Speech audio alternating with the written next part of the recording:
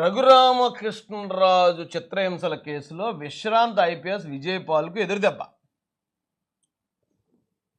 ముందస్తు bail petition dismiss చేసిన supreme court. Supreme court దాకా వెళ్ళిపోయారండి. ఇది ముందస్తు బెయిల్ కోసం అటండి. వీళ్ళు అధికారులు కూడా రండి ఎలా పడితే అలా బతికారండి జగన్మోహన్ రెడ్డి హయాంలో.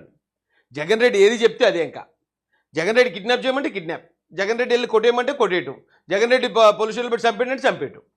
కొంతమంది అధికారులు మాత్రం జగన్ రెడ్డికి ప్రైవేట్ కిరాయి గోండాలుగా పనిచేశారు కొద్దిమంది. ఆయన మాట విన్నోళ్ళు అందరూనేమో ప్రాధాన్యత లేని పోస్టుల్లోకి వెళ్ళిపోయారు, లేదా సెలవుల్లో వెళ్ళిపోయారు, వీఆర్కి వెళ్ళిపోయారు. అలా మొత్తం వాళ్ళ జీవితాలన్నీ 5 సంవత్సరాలు నాశనం అయిపోయి. ఎవరైతే ఆయన మాట విన్నారో వాళ్ళైతే మంచి పోస్టుల్లో ఉన్నారు, కానీ ఇగో నేరస్తులుగా ఇప్పుడు కోర్టుల చుట్టూ తిరుగుతున్నారు. ప్రస్తుత ఏపీ శాసన ఉపసభాపతి రఘురామకృష్ణరాజును గత ప్రభుత్వంలో వైకాపా ఎంపీగా ఉండగా చిత్రహింసలకు గురి చేసిన కేసులో విశ్రాంత ఐఏఎస్ అధికారి విజయపాల్కు చుక్కెదురైంది.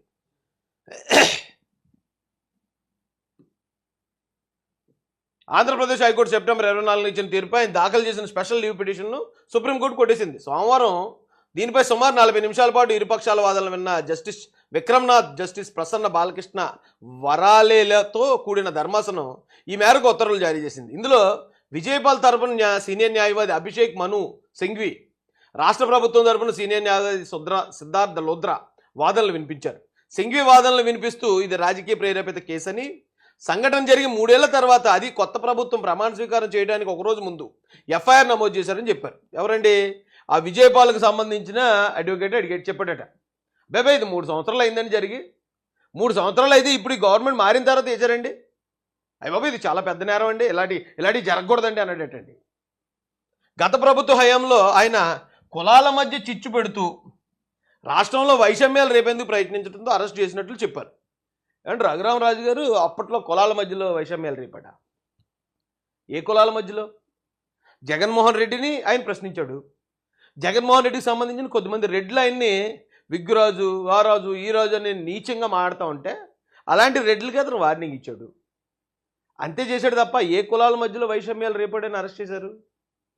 ఇప్పటికి కూడా ఇంకా సుప్రీంకోర్టుకు కూడా అబద్ధాలు చెప్తూనే ఉన్నారు వీళ్ళు. అప్పట్లో చిత్రహింసలకు గురి చేస్తున్నట్లు చెబుతున్నా ఆయన 2021 నుంచి 24 వరకు ఎన్నడూ దీనిపై ఫిర్యాదు చేయలేదు. ఫిర్యాదు చేసి ఏంటి ఉపయోగం? వాళ్ళ నన్ను కొట్టారండి అని వెళ్ళి పోలీస్ స్టేషన్కి వెళ్ళి కంప్లైంట్ ఇస్తాడండి. కంప్లైంట్ ఇస్తే ఎవరు కొట్టారు అని అడుగుతారు. ఎవరు కొట్టారంటే పలానా విజయపాల్ కొట్టాడు, పివి సునీల్ కుమార్ కొట్టాడు అంటారు. వాళ్ళ మీద కేసు పెట్టాలంటే మరి జగన్మోహన్ రెడ్డి గారి ఆదేశాలు ఉండాలి. కొట్టించినోడే జగన్మోహన్ రెడ్డి. ఎవరైతే మనల్ని కొట్టించాడో మళ్ళీ ఆయన దగ్గరికి వెళ్ళి కంప్లైంట్ ఇస్తే న్యాయం జరుగుతుందా?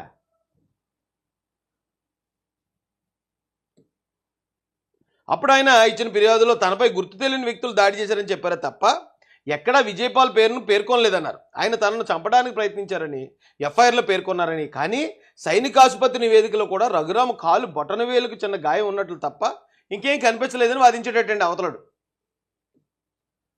పదవీ విరమణ చేసిన ఐఏఎస్ అధికారిపై కేసులు పెట్టి ఎన్ని రోజులు వేధిస్తారని విచారణకు పిటిషనర్ పూర్తిగా సహకరిస్తున్నందున బెయిల్ ఇవ్వాలని కోరాడటండి. రాష్ట్ర ప్రభుత్వం తరపున సిద్ధార్థ లోద్రా ఊరుకోరు కదండి. మరి ఇటీవల ఈ కేసులో విజయపాల్ను విచారించినప్పుడు రికార్డుల్లో ఉన్న అంశాలపై భిన్నమైన సమాధానం చెప్పారు. విలేకరుల సమావేశంలో ప్రభుత్వానికి వ్యతిరేకంగా మాట్లాడారన్న కారణంతో రాజద్రోహం కేసు పెడతారా అని లోద్రా గారు అడిగారట. అంటే విలేకరులు అడుగుతారు, ప్రశ్నలు అడుగుతారు, దానికి ఏదో సమాధానం చెప్తాం, ప్రభుత్వానికి వ్యతిరేకంగా మాడతాం, అది రాజ్యాంగం ఇచ్చిన హక్కు.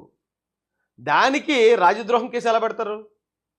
రాజద్రోహం కేసు పెట్టి ఎక్కడో హైదరాబాద్లో ఉన్నవాడిని అరెస్ట్ చేసి మళ్ళీ అక్కడి నుంచి తీసుకొచ్చి ఆయన మళ్ళీ ఆ రోజున రఘురామరాజు గారి బర్త్డే ముందు రోజు అరెస్ట్ చేయొచ్చు, లేకపోతే తర్వాత రోజు అరెస్ట్ చేయొచ్చు. లేదు, బర్త్డే రోజే కుటుంబాన్ని మొత్తం కన్నీళ్ళు పెట్టించాలి.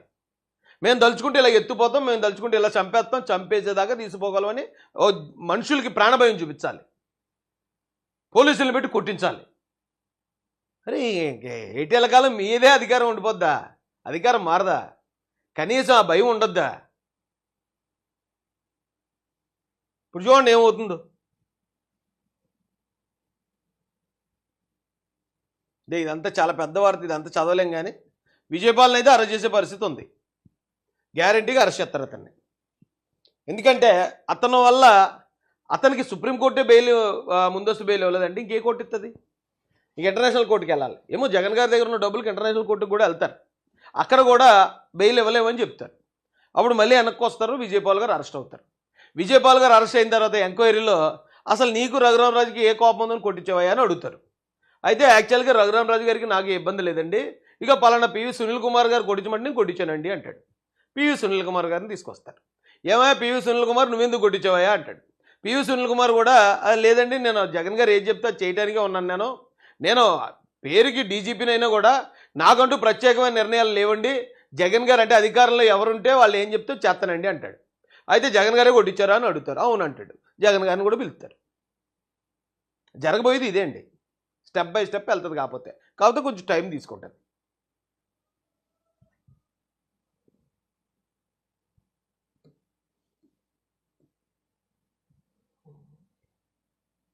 షర్మిల గారు ఒక్కడు సరిపోతారండి జగన్మోహన్ రెడ్డిని మొత్తం నేలమట్టం చేయడానికి.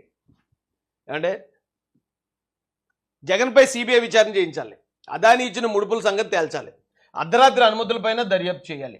పిసిసి అధ్యక్షురాలు వైఎస్ షర్మిల డిమాండ్. ముఖ్యమంత్రి చంద్రబాబుకు బహిరంగ లేఖ. అంటే సిబిఐ ఎంక్వైరీ చేయండి, వదిలేయకండి.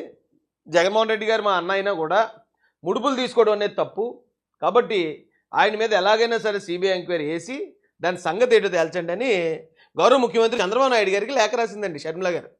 అర్ధరాత్రి అనుమతులు ఇవ్వడం ఏంటి? అది కూడా దాదాపు ఇచ్చిన అనుమతుల వల్ల మన ప్రజల మీద, అది షర్మిల గారు అన్న మాట, నేనన్న మాట కాదు, ఈ అక్రమ ఒప్పందంతో 25 ఏళ్ల పాటు రాష్ట్ర ప్రజలపై సుమారు 1,50,000 కోట్లు, అంటే 1,50,000 కోట్ల రూపాయల భారం పడుతుందట ఆంధ్ర ప్రజల మీద. 20 సంవత్సరాలకు రాసిస్తాడు మొత్తం ప్రజల్ని, కేవలం 1,750 కోట్ల కోసం 1,50,000 కోట్లు మన ప్రజల మీద పడుతుంది భారం. జగన్మోహన్ రెడ్డి గారికి ఎందుకు? ఆయనకు వచ్చేది వచ్చిందా లేదా? అలాంటి వ్యక్తి అండి బాబు ఆయన. ఇది కాదు, సొంత చెల్లి అంటుందండి, నేనంటాం కాదు.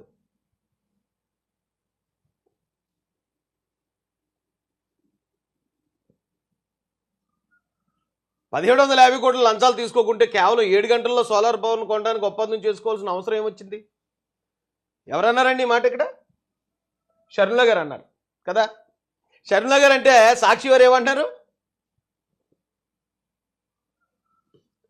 సెకితో ఒప్పందాన్ని 7 గంటల్లో ఆమోదించారంటూ ఈనాడు వక్రీకరించిందటండి. ఈనాడు అంటే మా చెల్లి అంటుంది అని రాయడానికి సిగ్గు అనిపించింది వాళ్ళకి.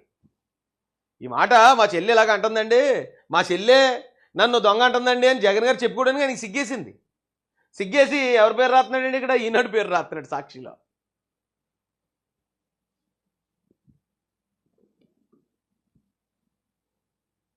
ఇంకో ప్రశ్న కూడా అడిగింది ఆవిడ. గంగవరం పోర్టులో వాటా అదానికి అమ్మటంపై మరి అప్పుడేం తీసుకున్నాడు? రాష్ట్ర ప్రభుత్వానికి చెందిన 10% వాటాను 2021లో అప్పటి సీఎం జగన్ 640 కోట్లకి అదానికి కట్టబెట్టారటండి.